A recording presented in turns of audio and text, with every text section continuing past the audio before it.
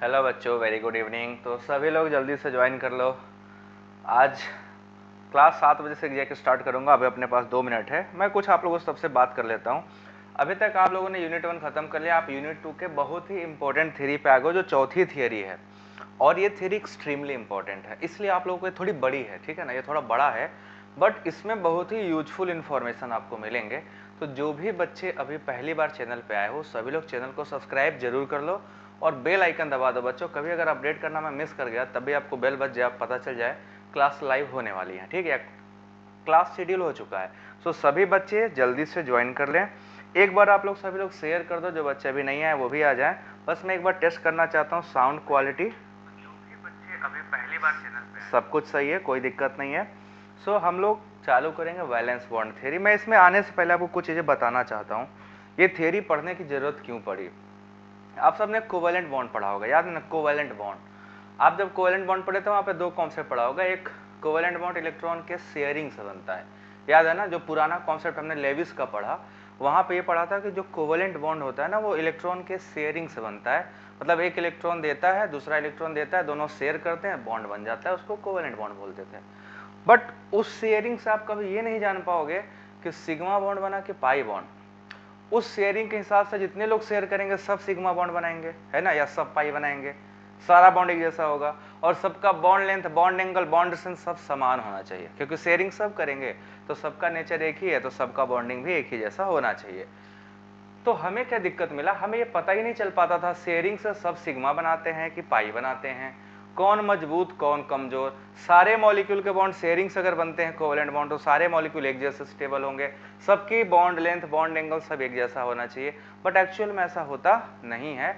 वो कॉन्सेप्ट बस आपका लेविस का जो था, वो इलेक्ट्रॉन रिप्रेजेंट करने के काम आया था। उस थियरी से हमें ज्यादा इंफॉर्मेशन मिल नहीं पाया।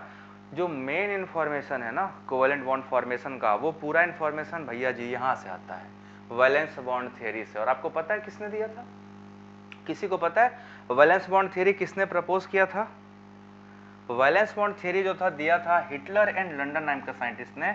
हिटलर एंड लंडन ने दिया था। देखो साइंटिस्ट का नाम याद रखिएगा, इसलिए क्योंकि ये बहुत ही इंपॉर्टेंट लोग हैं। हिटलर एंड लंडन, ये 2 लोग थे। आपने लंडन फोर्सेस भी पढ़ा पीछे, है ना। हिटलर एंड लंडन ने दिया था, जो थियरी प्रपोज किया इन्होंने किया। और इस थियरी को बाद में मॉडिफाई किया गया था, ठीक है। मॉडिफाई किया था पाउलिंग और स्लेटर ने, ठीक है। Modified by Pauling and Slater. इसको मॉडिफाई करना पड़ा था, कुछ कमियां रह गई थी इनकी बातों में, वो सारा मैं आपको बताऊंगा। तो पाउलिंग और स्लेटर साहब जो थे, उन्होंने इसमें मॉडिफिकेशन लाया, पाउलिंग और स्लेटर ने। तो आप इस थ्योरी को अच्छे से याद रखना। प्रपोज जो किया था वो हिटलर और लंडन ने प्रपोज किया था, और उसमें जो कमी थी उसको बाद में जो मॉडिफाई करा था वो 2 साइंटिस्ट थे, उनका नाम है पाउलिंग एंड स्लेटर, ठीक है। इन लोगों ने इस पूरे वैलेंस बॉन्ड थ्योरी को दिया है। अब इस थ्योरी में क्या खास है? सब कुछ खास है। एक एक चीज जो पढ़ोगे वो सब कुछ खासम खास है। ये कॉन्सेप्ट आपका है ऑर्बिटल ओवरलैप का। वीबीटी जो बेस्ड है वो बेस्ड है ऑर्बिटलों के ओवरलैप पे, कैसे ऑर्बिटल ओवरलैप करते हैं। बट उस पे जाने से पहले मैं बता दूं, हमें इस थ्योरी को पढ़ने के लिए किन चीज़ों की जानकारी होना बहुत ज़रूरी है। जल्दी से बच्चों सभी लोग वीडियो को लाइक कर दो और एक बार शेयर कर दो। फिर मैं इस पे आता हूँ अपने पूरे कॉन्सेप्ट पे। फिर हम चलेंगे, धुआंधार पढ़ेंगे और मस्त मज़ेदार होगा ये कॉन्सेप्ट। आप लोगों को समझ भी आएगा और आप लोगों को कुछ नया सीखने मिलेगा कि केमिस्ट्री में ऐसी चीज़ें भी होती हैं, ठीक है ना। सो सभी लोग जल्दी से इसको कर लो, फिर हम लोग आगे चलते हैं, ठीक। तो चलो जरा देखते हैं इस थ्योरी को हमें जानने के लिए, वीबीटी को जानने के लिए किन बातों का ज्ञान होना जरूरी है। सबसे पहले तो देखो, VBT based upon following information. VBT based upon knowledge of following information. Knowledge of following information, आपको इन इंफॉर्मेशन के बारे में थोड़ी जानकारी होनी चाहिए। हालांकि मैंने आपको इसको पहले ही पढ़ा दिया है और आपको सारी इंफॉर्मेशन है। The first thing is electronic configuration of the molecule. आपको जिस भी कंपाउंड को पढ़ने जाना है उसमें आपका एटम का इलेक्ट्रॉनिक कॉन्फ़िगरेशन पता होना जरूरी है, और मैं ये लेक्चर आपको पढ़ा चुका हूँ। इलेक्ट्रॉनिक कॉन्फ़िगरेशन, है ना। आपको इलेक्ट्रॉनिक कॉन्फ़िगरेशन का फुल नॉलेज होना बहुत जरूरी है, बहुत जरूरी है फुल नॉलेज होना, पहला। दूसरा इंपॉर्टेंट बात है शेप ऑफ ऑर्बिटल आपको पता होना बहुत जरूरी है। शेप ऑफ ऑर्बिटल कैसे होते हैं, और मैं ये भी आपको पहले ही पढ़ा चुका हूँ पिछले लेक्चर में। शेप ऑफ ऑर्बिटल का नॉलेज होना बहुत जरूरी है। तीसरा ऑर्बिटल और एटॉमिक, देखो दूसरा जो आपका सबसे पहला इंपॉर्टेंट बात है, इलेक्ट्रॉनिक कॉन्फ़िगरेशन करने आपको आना चाहिए। दूसरा शेप ऑफ ऑर्बिटल आपको पता होना चाहिए, या नॉलेज ऑफ एटॉमिक ऑर्बिटल आपको होना चाहिए। ओवरलैप ऑफ एटॉमिक ऑर्बिटल, तीसरा कैसे ओवरलैप होता है ये नहीं पता है, यही तो पढ़ना है। Overlap of atomic orbitals, atomic orbital कैसे ओवरलैप करते हैं ये आपको जानना है। मैं आपको बताऊंगा 3 टाइप से ओवरलैप होता है, पॉजिटिव ओवरलैप, निगेटिव ओवरलैप और जीरो ओवरलैप। और ये पूरा ओवरलैप में बच्चों आपको डिटेल में पढ़ाऊंगा, ठीक है। आप पूरा डायग्राम के साथ देखोगे, समझ पाओगे, हाँ ये जीरो ओवरलैप है, ये नेगेटिव ओवरलैप है और ये पॉजिटिव ओवरलैप है। ये पूरा डिटेल में आप यहाँ पे समझ पाओगे, ठीक है। तीसरी चीज, चौथी चीज है आपको जो पता होना चाहिए, वो hybridisation of the molecule, hybridisation of the molecule. और ये टॉपिक भी मैं आपको पहले ही पढ़ा चुका हूँ, हाइब्रिडाइजेशन ऑफ मॉलिक्यूल। तो इन सारी चीजों के बारे में आपको कुछ कुछ पहले से आइडिया है। आपको जो एकदम नहीं idea overlapping of atomic orbital के बारे में, बट वीबीटी इन चारों के कॉम्बिनेशन के वजह से आएगा। अगर आपको इन चारों में से कोई भी चीज ऐसी है जो नहीं आती है, जिसके बारे में आपको फुल इंफॉर्मेशन नहीं है, देन आप स्ट्रगल करने वाले हो, ये तो तय है। बट अगर आपको इन चारों का इंफॉर्मेशन आ गया तो आप आराम से समझ पाओगे। चलो बताओ कितने लोग इतना पूरा पढ़ रखा है, कितने लोगों ने इसमें से सारा पढ़ लिया। ओवरलैपिंग का भी कुछ कॉन्सेप्ट कल मैंने पढ़ाया था, हालांकि आज डिटेल में करूंगा, ठीक है। चलो अब देखते हैं आपको बॉन्डिंग कब होता है, ठीक है। बॉन्डिंग का क्या कॉन्सेप्ट है, VBT on consideration of energy. Energy के टर्म में वीबीटी को पहले मैं एक्सप्लेन करूंगा। VBT on consideration of, on consideration of energy. Energy के टर्म में मैं आपको आज सबसे पहले एक्सप्लेन करने वाला हूं कि वैलेंस बॉन्ड थ्योरी कैसे होती है। चलो अब देखो, दो एटमों के बीच में बॉन्ड बनते हैं। देखो बच्चों ध्यान से सुनिएगा सारी बातें, जितनी बातें कहूंगा हर बात बहुत गौर से सुनना। दो एटमों के बीच में बॉन्ड बनता है, आप जानते हो ना, दो टाइप के फोर्सेस होते हैं। फोर्स एक अट्रैक्टिव होता है, दूसरा आपका रिपल्सिव होता है। अट्रैक्टिव फोर्सेस चाहते हैं कि दो लोग क्लोज आए, और रिपल्सिव फोर्सेस चाहते हैं कि दो लोग दूर जाएं, ठीक है ना। तो अगर आपका अट्रैक्टिव फोर्स डोमिनेट किया तो दो एटम आपस में क्लोज आएंगे, बॉन्ड बन जाएगा। रिपल्सिव फोर्स डोमिनेट किया तो दोनों आपस में झगड़ जाएंगे, दूर हो जाएंगे, बॉन्ड टूट जाएगा। तो आइए सबसे पहले देखते हैं अट्रैक्टिव फोर्सेस किधर को काम करते हैं और रिपल्सिव फोर्सेस किधर को काम करते हैं। तो किसी सिस्टम में दो टाइप के फोर्स होते हैं, अट्रैक्टिव फोर्सेस। पहले देखो अट्रैक्टिव फोर्सेस, आप लोग बताओ दो एटम के बीच में अट्रैक्टिव फोर्स कहां कहां काम करेगा, दो एटम के बीच में अट्रैक्टिव फोर्सेस कहां कहां काम करेगा, और रिपल्सिव फोर्सेस कहां कहां काम करेंगे। चलो जल्दी से बताओ सभी लोग। तो अगर आपसे पूछा जाए कि चलो दो एटम दे दिया, दो एटमों में अट्रैक्शन कहां होगा और दो एटमों में रिपल्सन कहां होगा, ठीक है।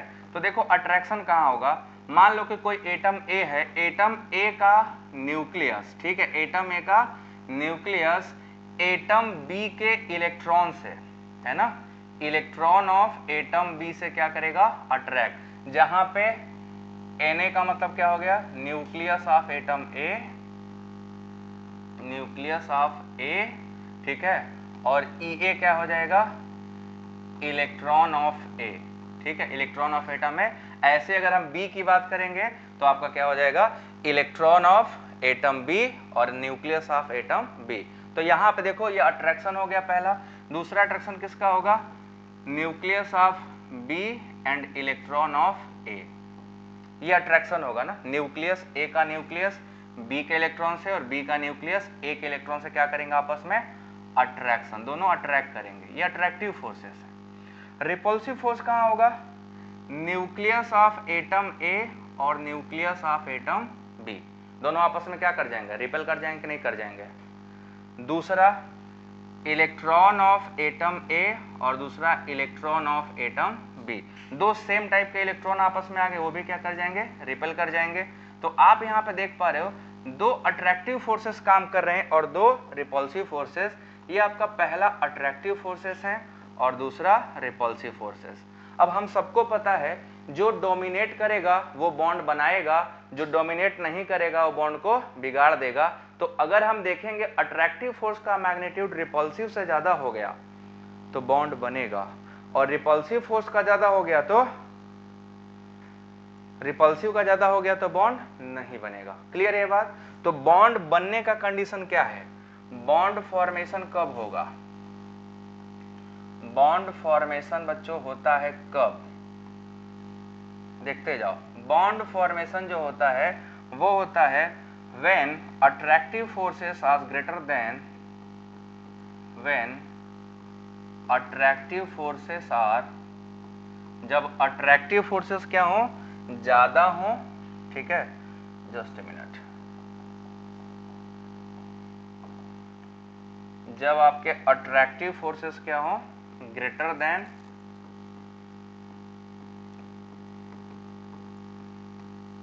attractive forces is greater than repulsive forces, तो बॉन्ड बनेगा। ठीक है, ध्यान से देखते जाओ, अट्रैक्शन बढ़ गया, रिपल्सन कम हो गया तो बॉन्ड बनेगा। और कब बॉन्ड नहीं बनेगा, ठीक है, bond not form,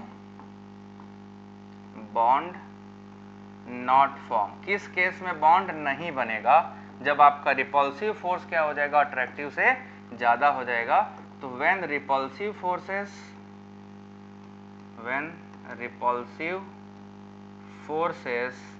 is greater than attractive forces, ठीक है, अट्रैक्टिव फोर्सेस से जब ज्यादा हो जाएंगे। तो ये दो कंडीशन है बॉन्ड फॉर्मेशन की और बॉन्ड न फॉर्म होने की। ठीक है, तो सभी लोग वीडियो को लाइक कर दो जल्दी से, सभी लोग लाइक नहीं कर रहे हो, ठीक है, सभी लोग करो जल्दी से लाइक। अब हम देखने जा रहे हैं सबसे पहले हाइड्रोजन मॉलिक्यूल क्यों बनता है और हीलियम मॉलिक्यूल क्यों नहीं बनता है। हम फोर्स के बेसिस पे अभी आपको एक्सप्लेन कर दूंगा कि अगर बॉन्ड फॉर्मेशन होना है तो क्यों हाइड्रोजन मॉलिक्यूल का फॉर्मेशन होता है बट हीलियम मॉलिक्यूल का फॉर्मेशन नहीं होता। आइए आपको दिखाते हैं एक एग्जाम्पल करके। ठीक है, तो पहला मैं एनर्जी के टर्म में बात करूंगा, फॉर्मेशन ऑफ H2 मॉलिक्यूल। ये मॉलिक्यूल क्यों बनता है, ठीक है, ये मॉलिक्यूल क्यों बनता है। आइए पहले मैं आपको एक बहुत मजेदार चीज बताऊं। देखो, आप सबको पता है जब हाइड्रोजन आपस में बॉन्ड बनाया रहता है H2 मॉलिक्यूल, अगर आप इसको तोड़ना चाहते हो कि बॉन्ड टूट जाए तो इसको तोड़ के इसको एटॉमिक स्टेट में लाने के लिए ये गैस फॉर्म में, और इस गैस फॉर्म में आपको बड़ी मेहनत लगेगी। ठीक है, और आपको पता है इसकी एनर्जी कितनी लगती है इसको तोड़ने में, जो टोटल एनर्जी है वो -435.8। ठीक है, यहाँ पे जो टोटल एनर्जी लगेगी दैट इज यहाँ माइनस नहीं है प्लस, क्योंकि दे रहे हो ना, जब एनर्जी देते हो तो इंडोथर्मिक होता है 435.8 किलो जूल पर मोल। दिखाई दे रहा है क्या, मैं चेक कर लूं, हाँ विजिबल है। इतनी एनर्जी लगती है। ठीक है, आपको इतना एनर्जी लगाना पड़ेगा तब जाके हाइड्रोजन टूटेगा। आप समझ रहे हो इतनी ज्यादा एनर्जी है, ये बहुत ह्यूज अमाउंट ऑफ एनर्जी है। आप जब 435.8 किलो जूल पर मोल एनर्जी यहाँ देते हो तब ये जाके बॉन्ड टूटता है हाइड्रोजन का, मतलब कि अट्रैक्शन बहुत पावरफुल है। अब मैं इसको एक्सप्लेन करने वाला हूं कि कैसे है। ठीक है ना, मेरे साइड से तो चल रहा है ना वीडियो, आप बाद में भी देख सकते हो बेटा, अगर आप अभी नहीं देख पा रहे हो ना तो आप बाद में भी वीडियो देख लीजिएगा, कोई दिक्कत नहीं है। जिसका नेटवर्क का प्रॉब्लम है, क्योंकि यहाँ बारिश हो रहा है, नो प्रॉब्लम। ठीक है, सो आप सबसे पहले ये देखें ऐसे हुआ, ये हुआ ना, ये क्लियर हुआ। अब देखो कैसे हुआ। मान लेते हैं हमारा जो हाइड्रोजन एटम है ए, ये हमारा हाइड्रोजन एटम क्या हो गया ए, ये इसका न्यूक्लियस होगा और इलेक्ट्रॉन यहाँ पे टहल रहा होगा, प्लस दूसरा हमारा एटम होगा हाइड्रोजन का बी, जिसका न्यूक्लियस यहाँ होगा और उसका इलेक्ट्रॉन यहाँ टहल रहा होगा। इलेक्ट्रॉन का कलर मैं थोड़ा बदल देता हूँ। अब ध्यान से देखो बच्चों, अभी मैं अट्रैक्टिव और रिपल्सिव फोर्सेस काउंट कराऊंगा, तो तुम लोग गिनती करने आता है ना सबको, काउंट कर लेना। ठीक है, देखो सबसे पहले हम क्या देखने वाले हैं,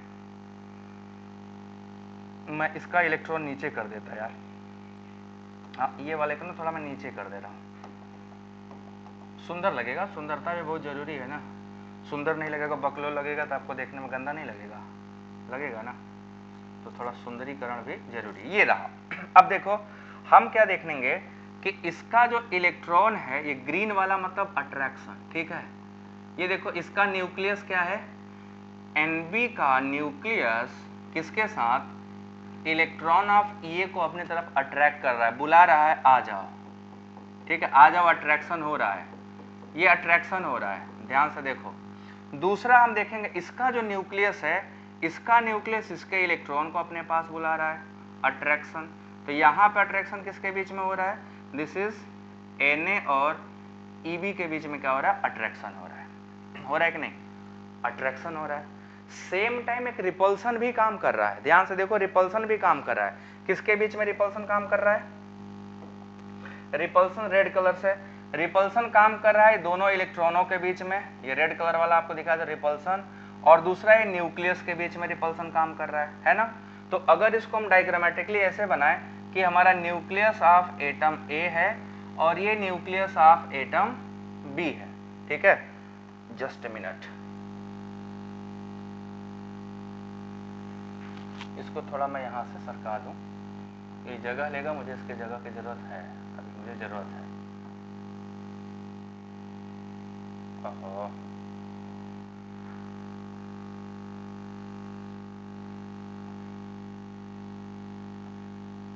ये इसको यहाँ रख दिया, ठीक है। अभी मैं इसको जरूरत है मैं ना इस जगह की, इसलिए मैं इसको यूज करने वाला हूँ। देखो हमने बना दिया, आपको यहाँ पे ध्यान से फोकस करो, ये हमारा न्यूक्लियस ऑफ एटम ए है और ये न्यूक्लियस ऑफ एटम बी है।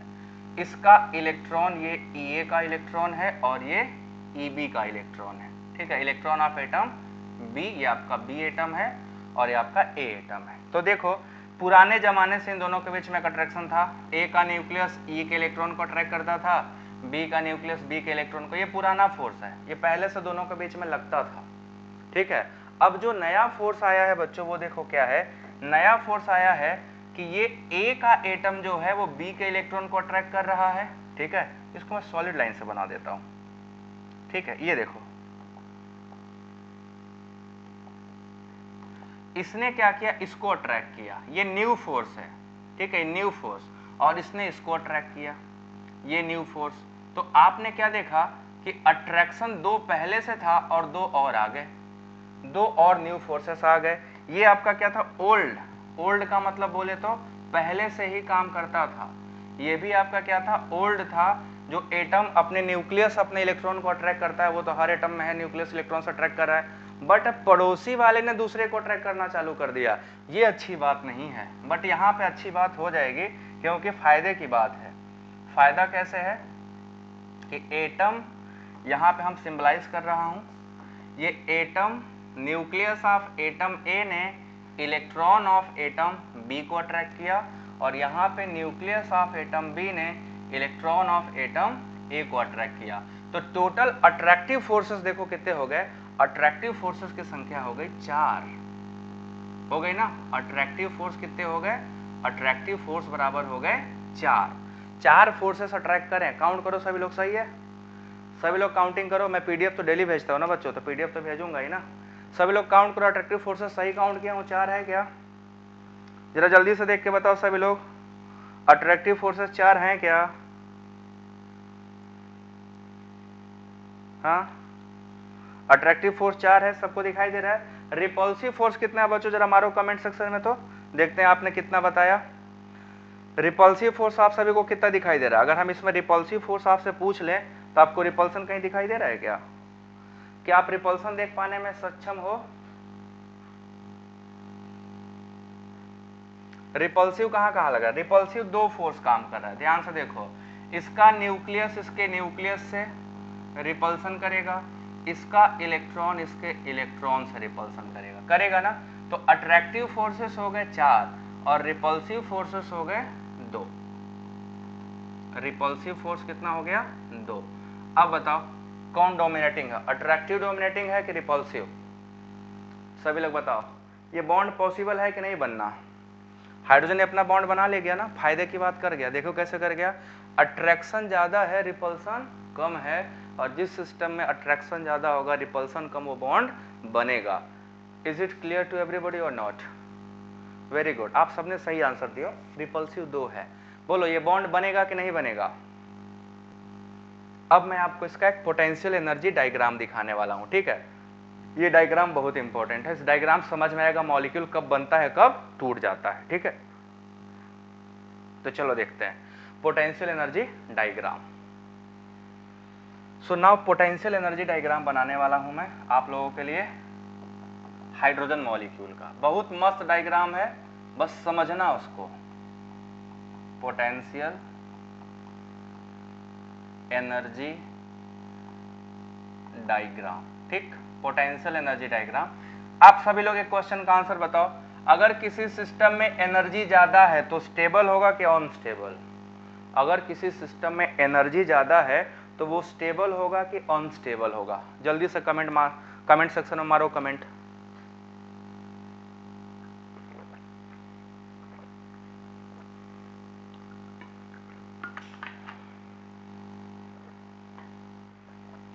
वीडियो लाइक करो सभी लोग, लाइक कर दिया करो यार, तुम लोग कितना कहवाते हो, बड़े दुष्ट बच्चे हो भाई। हम भी बोलते रहोगे पीडीएफ नहीं भेजेंगे, चलो जैसे चिल्लाते हो ना, तुम लोग 10 बार कहोगे तब भेजेंगे, हिसाब बराबर। अब मैं आपको पोटेंशियल एनर्जी डायग्राम बनाने जा रहा हूं, ठीक, ध्यान से देखना इस डायग्राम को।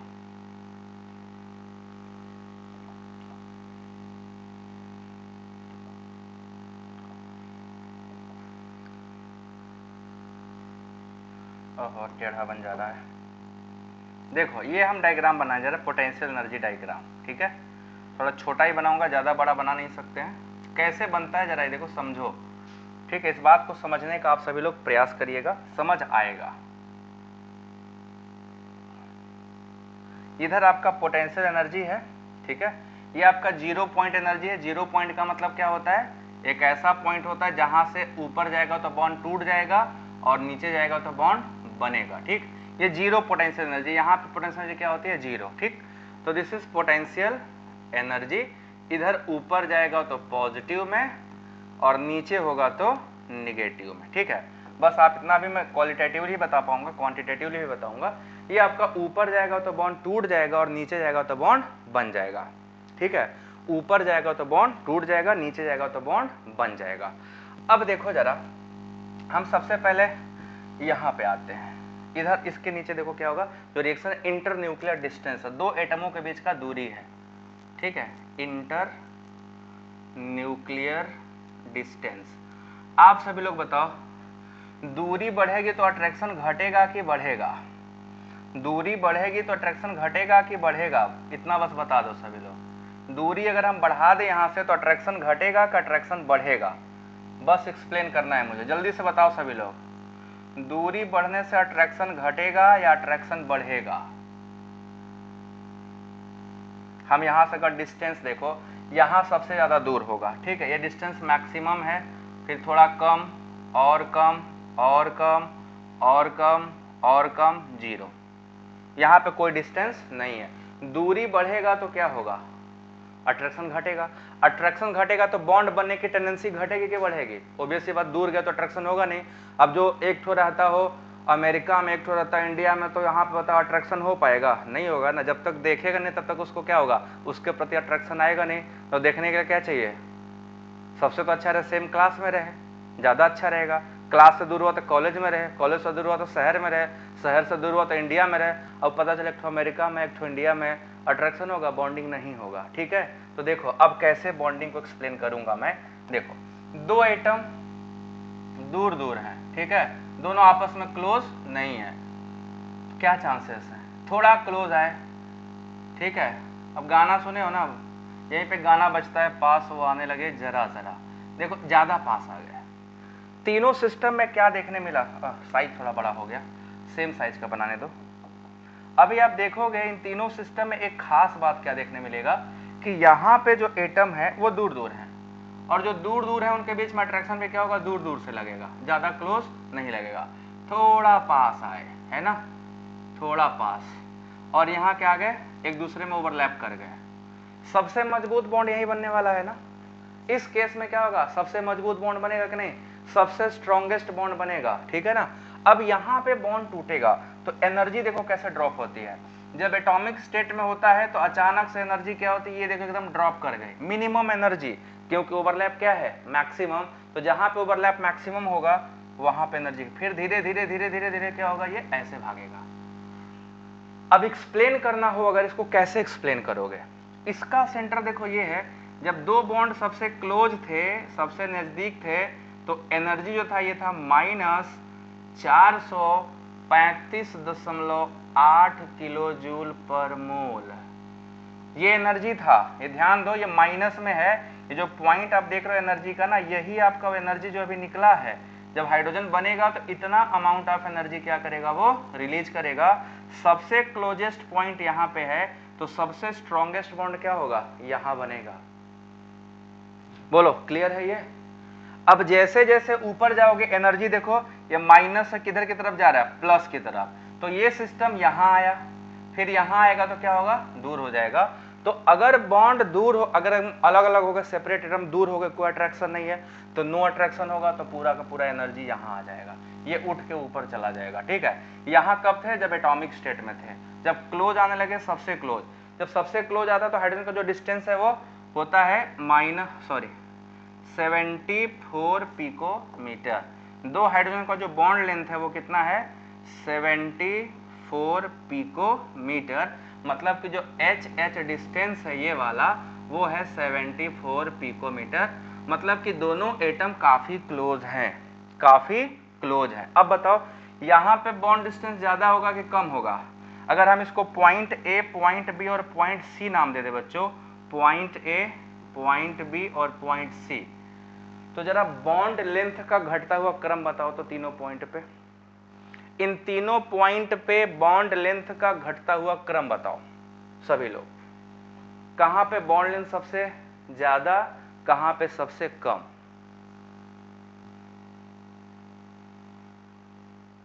सभी लोग बताओ, जल्दी से बताओ, ऑर्डर लगाओ तो जरा। अभी समझ आ गया होगा ना।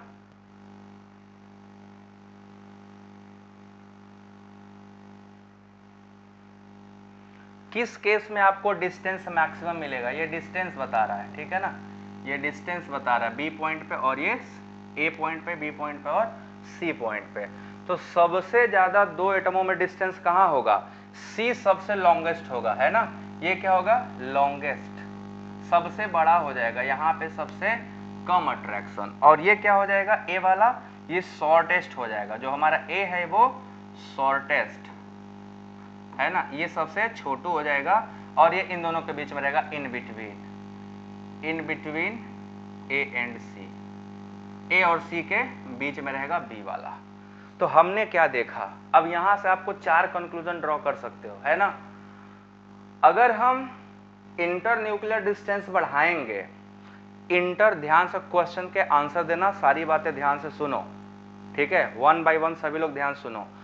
अगर इंटर न्यूक्लियर डिस्टेंस बढ़ेगा तो पोटेंशियल एनर्जी क्या होगा, चलो बताओ। अगर दो एटमों के बीच में इंटर न्यूक्लियर डिस्टेंस बढ़ेगा तो पोटेंशियल एनर्जी क्या होगा, आंसर करो फटाक से।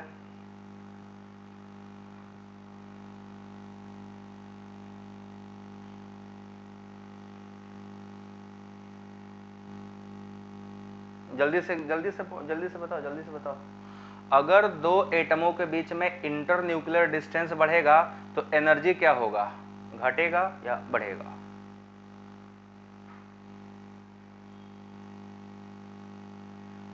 बढ़ेगा, है ना। तो देखो अगर हम इन तीनों पॉइंट में ए बी सी में पूछें तो मिनिमम एनर्जी का पॉइंट क्या है।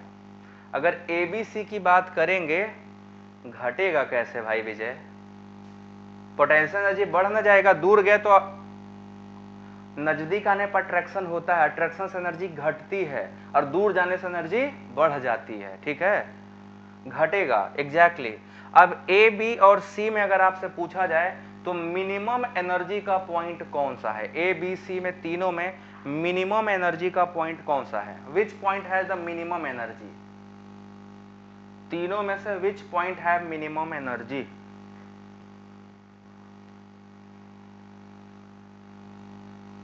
दूसरा सवाल है आपसे, और इन तीनों में कौन सा सबसे स्ट्रॉन्गेस्ट है, ए वाला स्ट्रॉन्गेस्ट है, बी वाला या सी वाला, तीनों में कौन सा केस सबसे स्ट्रॉन्गेस्ट बॉन्ड को बताएगा? हाँ, ए करेक्ट है, बिल्कुल करेक्ट है, सबसे ज्यादा स्टेबल ए वाला था, ठीक है। पोटेंशियल एनर्जी मिनिमम ए की होगी और मोस्ट स्टेबल भी ए ही होगा। बताओ ये डायग्राम समझ में आया सभी को? आ गया तो आगे चलूंगा। देखो ये डायग्राम को अच्छे से समझना है, किताबों में बना रहता है बट हम समझ नहीं पाते, वो समझना बहुत जरूरी है। वो समझ तभी आएगा जब आपको अच्छे से समझाया जाएगा, और मैंने कोशिश की आपको समझाने की। मुझे नहीं पता आपको समझ आया कि नहीं, आपके व्यू जानना चाहता हूँ। क्या आपको समझ में आया सभी को? Yes, as strongest, very good. उम्मीद है आप सबको समझ आया, तभी आप सब आंसर कर पा रहे हो, है ना? Yes, A is correct, A is correct, A is correct. कल ऑफलाइन क्लास चलेगा, कल मेरी क्लास है, सब क्लास में आना बायो वालों।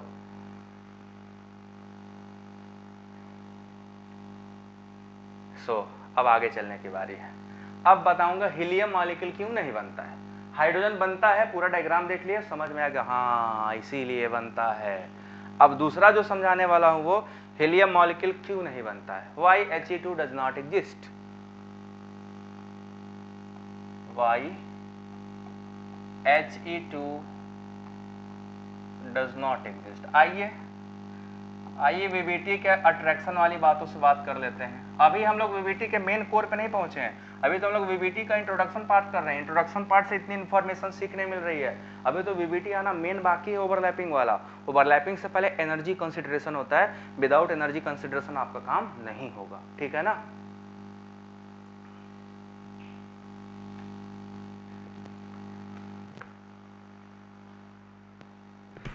अब देखो क्यों नहीं रहता है। आइए हीलियम मॉलिक्यूल, सभी लोग बताओ हीलियम मॉलिक्यूल का इलेक्ट्रॉनिक कॉन्फ़िगरेशन करेंगे तो एक न्यूक्लियस के साथ कितने इलेक्ट्रॉन हैं? 2 इलेक्ट्रॉन। तो चलो जरा डायग्राम बनाते हैं इसका। हमने लिया हीलियम एटम ए जिसमें 2 positive charge, helium atom B जिसमें 2 पॉजिटिव चार्ज, है ना? और बी, इसको बी मान लेते हैं ना, ये आपका बी वाला है और ये आपका ए वाला है, ठीक है, ए वाला। अब जरा देखो ए के कितने इलेक्ट्रॉन होंगे?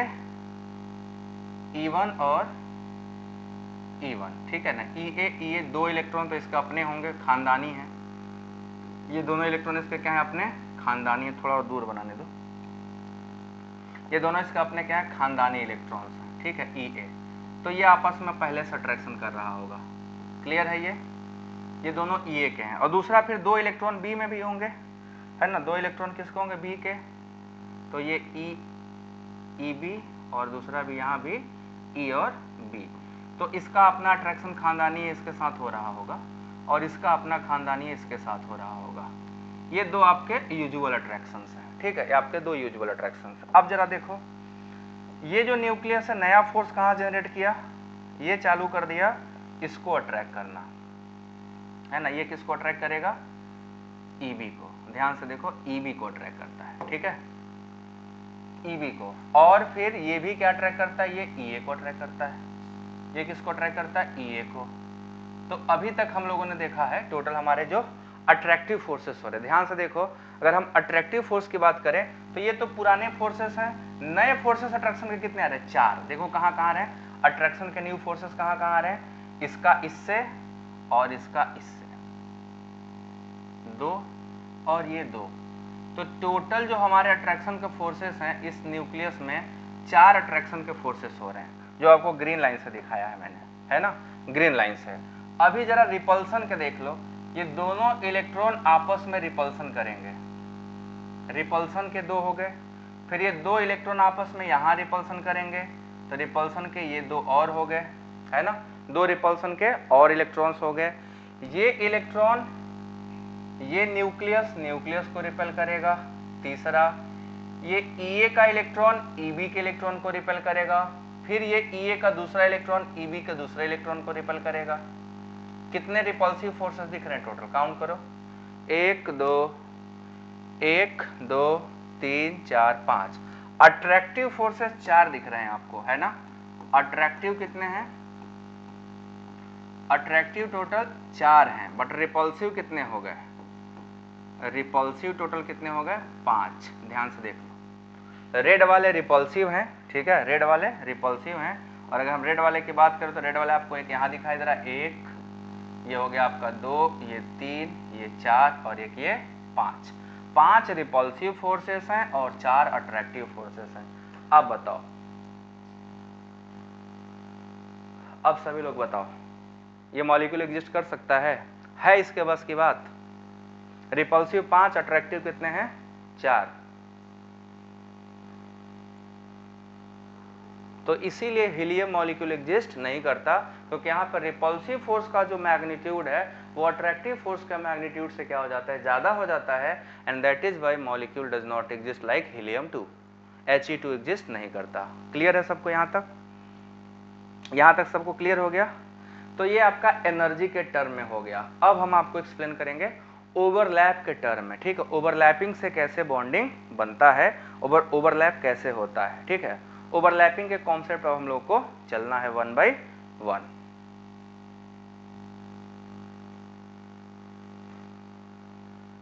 जो ओल्ड फोर्सेस उसके काउंट क्यों करोगे? ओल्ड फोर्सेस तो पहले भी काम कर रहे हैं, ओल्ड फोर्सेस तो पहले भी काम कर रहे हैं, वो तो हमेशा काम करते रहेंगे ना।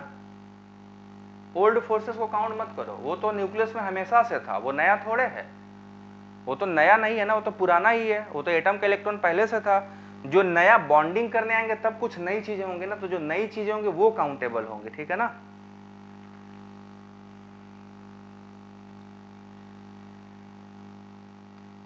समझ आया सभी को? अब आगे चलो ना। अब अगला कॉन्सेप्ट है हमारा ओवरलैपिंग ऑफ एटॉमिक ऑर्बिटल्स, ठीक है, ओवरलैपिंग ऑफ एटॉमिक ऑर्बिटल, ये वीबीटी का ही पार्ट है, ठीक है ना, वीबीटी का ही पार्ट है overlapping of atomic orbitals. So next जो कॉन्सेप्ट है वो ओवरलैपिंग से, ये कलर दिखाई नहीं देगा,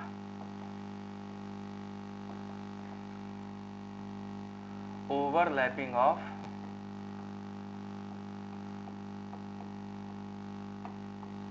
एटॉमिक ऑर्बिटल्स।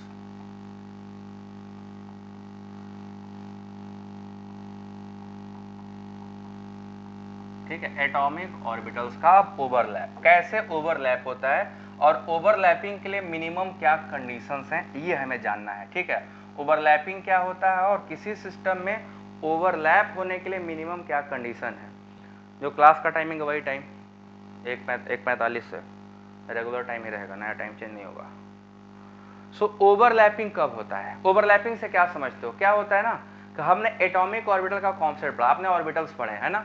अब यहाँ पे ऑर्बिटल जाने से पहले आपको पढ़ना है डायरेक्शनल नेचर ऑफ ऑर्बिटल्स, ठीक है, directional nature of orbitals. Directional nature का क्या मतलब होता है, ठीक है। दो टाइप के ऑर्बिटल हैं, डायरेक्शनल और नॉन डायरेक्शनल। अब आप डायरेक्शनल पहले जान जाओ, अपने आप ओवरलैप का पता आपको चल जाएगा। एक्चुअली क्या होता है, ओवरलैप 2 या 2 से अधिक एटॉमिक ऑर्बिटलों के बीच में होता है, ठीक है। मिनिमम 2 ऑर्बिटल चाहिए जिनके बीच में ओवरलैप होना है, मिनिमम 2 या 2 से अधिक भी होगा चलेगा। डायरेक्शनल नेचर क्या होता है, जब कोई ऑर्बिटल किसी पर्टिकुलर एक्सिस पे ओरिएंटेड हो, किसी पर्टिकुलर डायरेक्शन में ओरिएंटेड हो और वहां पे बॉन्ड बनाएगा तो एक पर्टिकुलर डायरेक्शन गेन करेगा और उससे उसकी ज्योमेट्री आएगी, ठीक है। तो व्हेन, इसका मतलब हो गया when an atomic orbital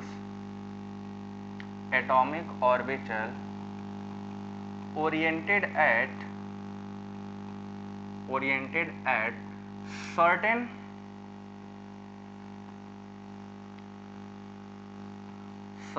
axis, अब एक्सिस पे चाहे एक्स एक्सिस पे हो, चाहे वाई पे हो, जेड एक्सिस हो, then they form bond along that axis only, bond along that axis only, due to which molecule acquire या gain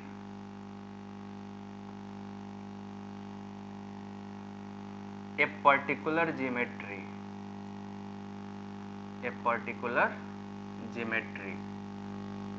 वहां पे मॉलिक्यूल में क्या जाएगा, पर्टिकुलर ज्योमेट्री आएगी। Such geometry forming tendency of orbitals are called directional nature, ठीक है। Particular direction में होने से एक पर्टिकुलर ज्योमेट्री बनाएंगे, वही इनका डायरेक्शनल नेचर होता है। तो जब कोई ऑर्बिटल स्पेस में किसी पर्टिकुलर एक्सिस पे ओरिएंटेड होगा, पर्टिकुलर ओरिएंटेशन होगा, तो बॉन्डिंग वहीं होगी, और बॉन्डिंग जहां होगा वहीं आपको दिखेगा ज्योमेट्री का फॉर्मेशन होते हुए। तो मैंने आपको बताया था कि ऑर्बिटल जो है ये आपके डायरेक्शनल नेचर वाले पी ऑर्बिटल्स हैं। जितने भी पी ऑर्बिटल हैं सब के सब क्या होते हैं, डायरेक्शनल नेचर के होते हैं। डी ऑर्बिटल जो हैं वो भी आपके डायरेक्शनल नेचर वाले होते हैं। पी और डी भी डायरेक्शनल नेचर का होता है, ये डी ऑर्बिटल। और एफ ऑर्बिटल जो होते हैं वो भी, ठीक है, एफ का शेप नहीं बनता है, तो जो आपका एफ ऑर्बिटल है वो भी क्या होते हैं, डायरेक्शनल नेचर का। जो डायरेक्शनल नेचर का नहीं है वो है एस सब सेल, क्योंकि वो हर जगह, गोला मतलब स्पेस के तीनों कोऑर्डिनेट पे है, और जो हर जगह पाया जाएगा वो किसी काम का नहीं होता, बेकार है ना, जहां देखो वहीं पहुंचा रहता है ना, तो बेकार होता है। वो क्या होता है आपका, वहां पे आपको क्या पता चलेगा, उनका डायरेक्शन नहीं हो, नॉन डायरेक्शनल होता है। तो हाइड्रोजन का जो डायरेक्शन है वो फिक्स नहीं है, वो नॉन डायरेक्शनल है, बाकी सब क्या होते हैं, डायरेक्शनल नेचर के होते हैं। क्लियर है?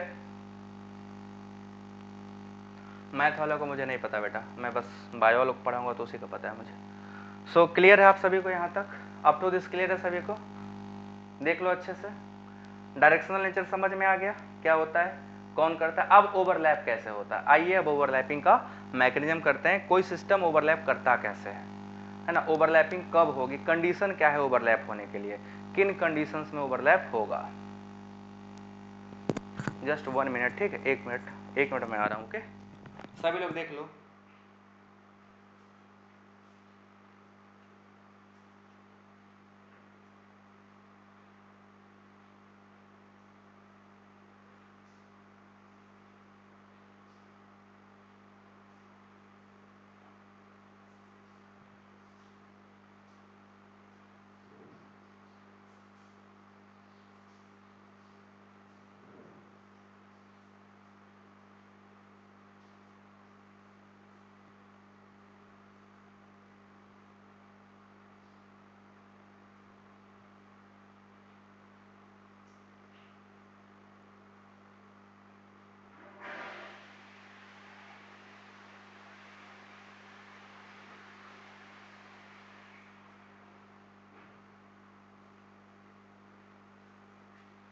तो आ गया सभी लोगों को यहाँ तक?